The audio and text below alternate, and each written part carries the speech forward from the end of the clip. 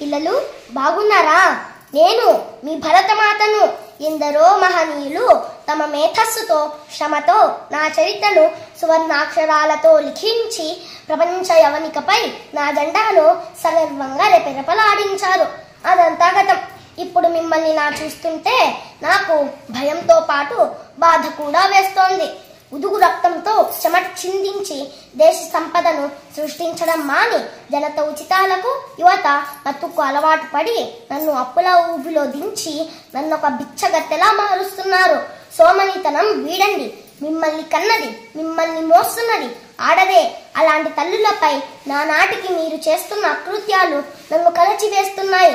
స్త్రీలను పూజించకున్నా పర్లేదు, కనీసం మనిషిగానైనా గుర్తించండి. కల్తీ లేని ఆహారం లేదు, మోసం లేని వ్యవహారం లేదు, ఎటు చూసినా కాలుష్యం, ఏది చేసినా అవినీతి. పిల్లలకు మనం అందించే నిజమైన ఆస్తి మంచి సమాజం. అది మరవకండి. తిన్నది ఎరగకపోతే 4 అడుగులు వేయండి. అంతేకాని కులాలు, మతాలు, ప్రాంతాలు అని గోడలు కట్టి గొడవలు పెట్టి దేశ ఐక్యతను విచ్ఛిన్నం చేయకండి. నాకు మీరంతా కన్నబిడ్డలే.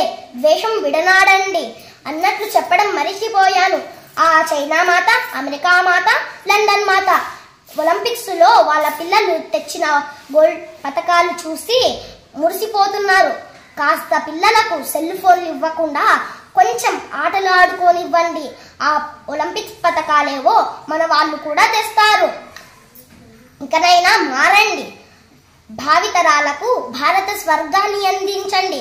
మీరు మారితే నేను మారుతాను. ఎందుకంటే మీరే నేను. మారుతారు కదూ? వందే మాతరం.